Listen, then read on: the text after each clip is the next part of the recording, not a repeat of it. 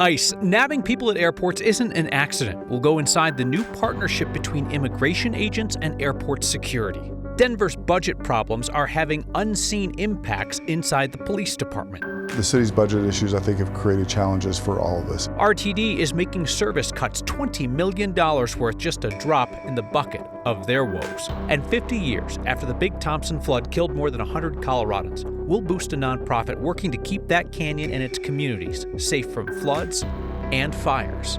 Tonight on Next. If it seems like immigration agents are grabbing more people at airports lately, it's because immigration agents are grabbing more people at airports lately. We got a hold of documentation showing the TSA is now sharing information with ICE. Our Marshall Zellinger walks us through what we know and what's still hidden. We're going to be very nice to you and very talk to you very kindly and with respect.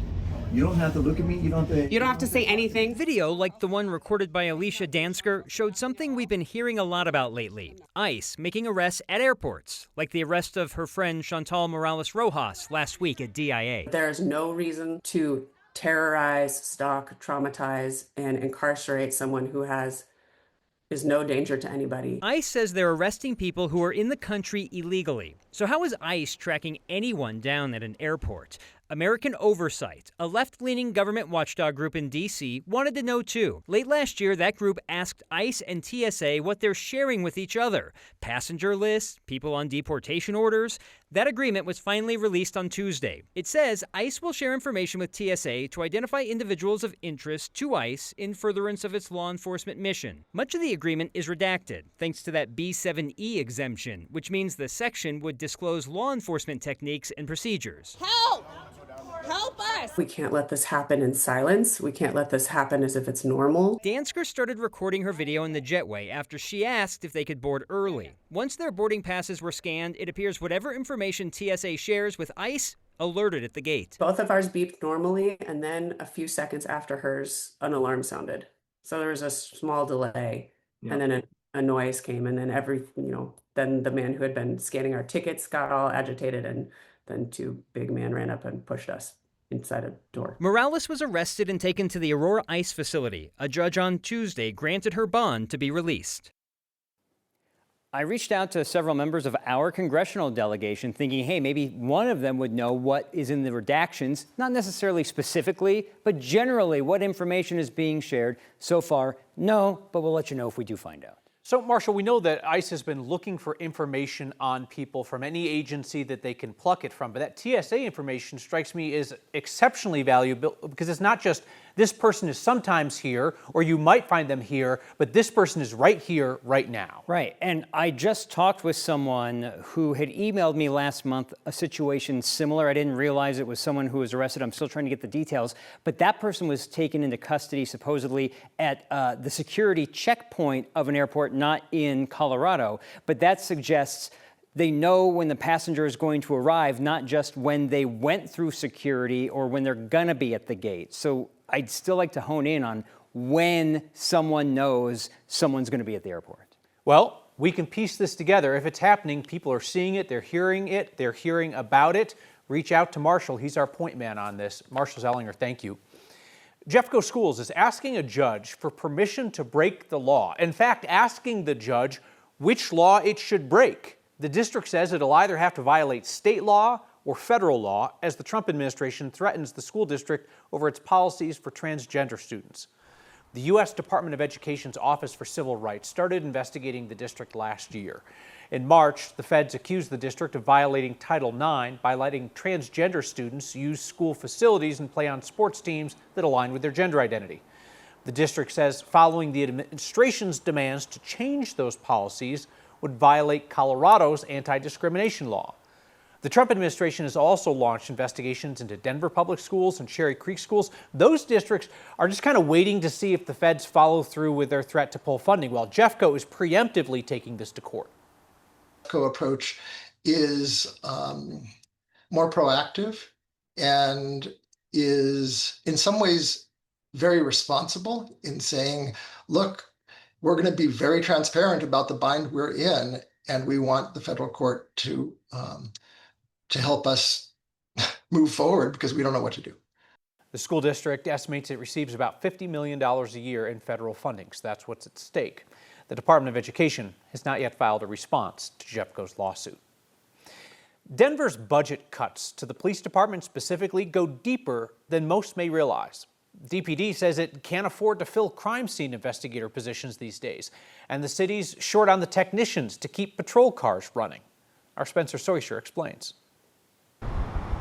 When crime happens in Denver, it's not just sworn police officers who show up. Obviously, officers are not expert in collecting evidence. Denver Police Chief Ron Thomas says the city has been recruiting and hiring new police officers, but its civilian positions are significantly understaffed. Certainly much more preferable to have a crime scene tech going to crime scenes and collecting key evidence. In a presentation to city council members Wednesday, Thomas said city budget issues have forced the department to leave key positions unfilled. The position that is the shortest are those crime scene investigators. Those investigators and criminologists fall in the Records and ID Bureau. In May, we reported its latent prints unit had a 336 case backlog and a ballooning turnaround time. Those backlogs are due to the shortages in staffing. The Bureau is budgeted for 45 positions. Just 27 of those are filled. It impacts the time officers have to wait for clearances and the time that the court has to wait for documents. Despite hiring more officers, the police department says there's not always a working car for them either. 10 of the department's 36 fleet work positions are unfilled too. And those vehicle shortages require officers to sometimes double up, so there's 2 officers in one vehicle, which kind of defeats the purpose. Thomas says DPD has cut overtime spending, but even that is difficult to control when officers are staying longer at scenes. The city's budget issues, I think, have created challenges for all of us, every single agency within the city of Denver. Thomas says cases have not been affected by the backlogs and officer evidence collection. The DA's office didn't respond to our request to confirm that. Complicating matters in this, state law requires that anyone granted a PR or cash bond needs to be released within 6 hours. The chief worries that if DPD is not able to process people quickly enough, suspects could be released when maybe they shouldn't be, Kyle. Spencer, something that I've heard about workplaces is that when people are stretched thin and overworked, sometimes that exacerbates the problem because then more people leave. They don't want to be in that environment. There's that, and we've discussed this before. We call it a JAG, just a guy. This is a difficult job. The police department believes it's a little bit more stress maybe in Denver than it would be at some suburban police department to do this job. They think that there's a lot of stress and a lot of work, and you make one small error, it can have a huge impact, and that may be a reason that people are leaving as well. Absolutely. We're going to let people in on the secret. Spencer Soysher's goal in life is to be a JAG, just a guy, unnoticed, below the radar. Unfortunately, he keeps doing good work, and he keeps getting noticed. You're failing at your JAG mission. All right, Spencer Soysher, thank you. RTD is making cuts to bus and light rail services as its leaders deal with a $200 million budget gap. The RTD board voted 9-6 last night to approve $20 million in cuts. They did not specify which routes, lines, or services. They voted down a proposal to increase fares. Some directors said they're worried that if they don't solve this budget crisis, voters will be less likely to give RTD money in the future. Others questioned RTD's priorities, cutting commuter service while spending money on stuff like service for Broncos and Nuggets games and the proposed Front Range passenger rail. If we can't make these hard decisions now, they're going to look at us in 2027 and 2028 and say, these guys don't know how to balance their budget. I don't believe in disinvesting from our communities to send money to other communities until we've taken care of what we have at home. These service cuts are set to go into effect no later than May of next year. We won't know the specifics of what's impacted until the budget is finalized. You got to remember, RTD is still going to have a $180 million budget shortfall after these service cuts. A small town in southeastern Colorado isn't a town anymore. Secretary of State's office has declared the town of Hartman abandoned. The local government up and quit, and it's left their local water system on the edge of collapse. Hartman's a town of less than 100 people near the Kansas border. The Board of Trustees all resigned last year after a physical altercation at a meeting. One trustee wrote, "I fear for my health and safety." There are no town officials left to even call for an election to replace the elected leaders who bailed following the fisticuffs. With no local government, there's nobody to pay the water bill. Hartman's water hasn't been treated with chlorine for weeks. It's been deemed unsafe to drink. The town was declared officially abandoned following a state hearing earlier this month. Now, Prowers County will take over all the public property in Hartman and go find a new water provider. 50 years ago this week, the Big Thompson flood killed at least 144 people, one of the deadliest disasters in Colorado history. Decades later, the work continues to make that river canyon between Estes Park and Loveland safe for everybody who lives and plays up there. It's work led in part by the nonprofit Big Thompson Watershed Coalition, the recipient of this week's Word of Thanks microgiving. Their team and their army of volunteers work to mitigate the dual threats of floods and wildfires, restoring the river and stabilizing stream banks, making the Big Thompson more resilient to future flooding, and working with landowners to improve the health of the forests in that watershed, protecting properties and lives, trying to make the next wildfire that burns there less destructive. They've restored nearly 30 miles of the river and worked with hundreds of homeowners to make their properties more prepared for floods and fires over the last decade or so. The Big Thompson Watershed Coalition knows and respects the power of nature, but they also know that we, the people, are not powerless to shape its impacts and mitigate its potential danger. So let's help those Coloradans complete more future projects to keep Coloradans safe around the Big Thompson. Scan the QR code on your screen or text the word THANKS to 303-871-1491 to get that link to donate. You have proven through $19 million in microgiving the power of $5 donations. You know the deal. I'm never going to ask you to give if I don't, so I'll match the first 50 donations of $5 to get us going.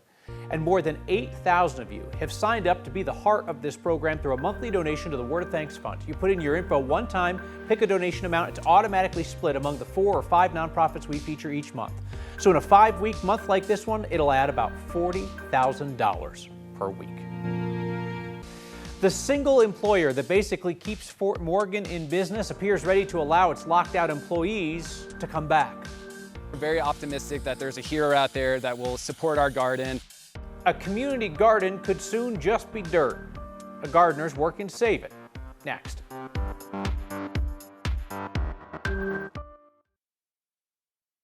Cargill says it's reached a tentative agreement with the union that reps its workers at the beef processing plant in Fort Morgan. This deal still needs to be approved by union members. Cargill locked out its 1,700 employees in May after the union rejected the company's contract offer. The labor union said they had been asking for raises. This had an enormous impact in Fort Morgan, where Cargill is a major employer. In June, the union announced it had filed unfair labor practice charges against Cargill for blocking the workers' pay and benefits. Things were at a standstill for a while. Nobody was talking, but the company says now it went back to the negotiating table and reached a deal. Cargill has not discussed the terms. Cloudy and cooler today, tracking slow-moving thunder showers that are producing torrential rain, and there may be another round of showers coming into the city yet tonight. Temperatures today in the low 90s, and now we're 70 degrees in Denver. Enjoy that cool down while it lasts, because we're about to see a big warm-up. Some preliminary rain totals coming in. Douglas County under a flash flood warning until just a few minutes ago, reporting anywhere from 1 to 3 inches of rain, and some street flooding there, and some issues with all this water coming in from the southwest. But tomorrow the high pressure ridge will shift, and that will cut off the flow of a lot of this moisture. So we'll track these slow moving storms tonight, dropping torrential rain, and there's also some wind and lightning. Some of the severe storms today dropped some small hail and did produce thunderstorm wind gusts to 60 miles per hour. This is the area that saw the 1, 2, even 3 inches of rain. Parker, Castle Pines, Castle Rock, and Perry Park. Flash flood warning canceled there, but now we have new warnings out in and around some of the burn scar areas. We're concerned about saturated soils, and so that flood watch will remain in effect until late tonight. Futurecast will show most of the showers moving out tonight. We have a drier day coming up tomorrow, the kickoff of a warming trend that will see us in the 60s in the morning, but the low 90s by the afternoon. Come Sunday, highs near 100 degrees and a potential weather impact alert for another heat advisory. A community garden that's been around for more than 3 decades needs a new owner, or it'll return to plain old dirt. Hey, a reminder, you can catch this program streaming weeknights at 6 p.m. wherever you watch 9 News. And next is a podcast, wherever you find those.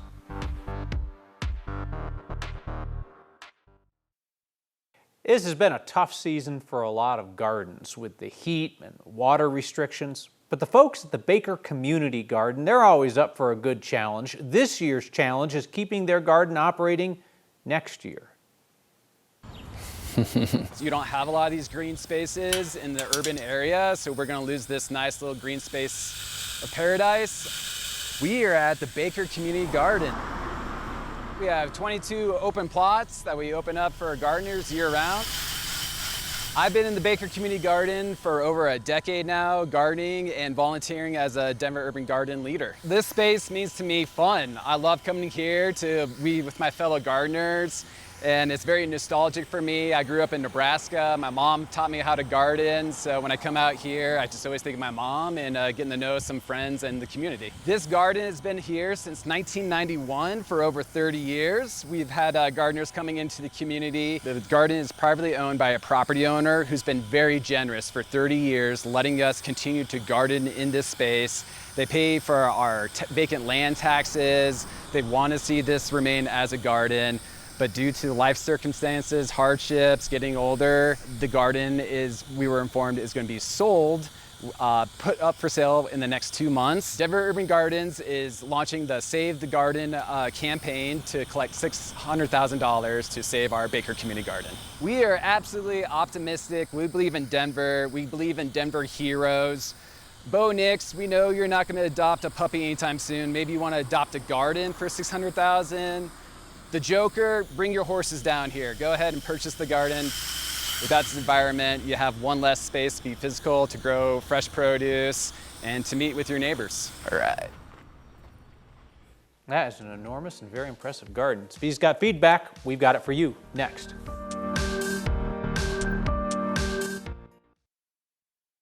Colorado's learned a lot about how to best protect lives during flooding since 50 years ago this week, when the big Thompson flood killed more than 100 people. Some of that life-saving work happens in the moments during an emergency, but a lot of it happens long beforehand. Scan the QR code on your screen or text the word thanks to 303-871-1491 to join me in donating to support the Big Thompson Watershed Coalition. That nonprofit, their staff, and their volunteers work in the canyon between Estes Park and Loveland to keep that river and its watershed healthy and well-contained, accessible for people. They also work to mitigate the threat from wildfires in the area, helping homeowners manage the forest around their properties to keep the next wildfire in that area from being as destructive and potentially deadly. Our donations this week will fund their future projects to protect Coloradans. First time I think this word has ever appeared in feedback on Next in the 10 years of this program. Next turns 10 next week. Kristen writes, "My troglodyte parents have left for vacation and you are officially off banishment from this household. I'm waiting for 6 p.m. this evening like a kid waiting for Santa." Well, Kristen, I'm certain that your parents are lovely people. They just don't like me. Lots of wonderful people hate me, but I'm glad that you're able to watch, and I hope they have a wonderful vacation.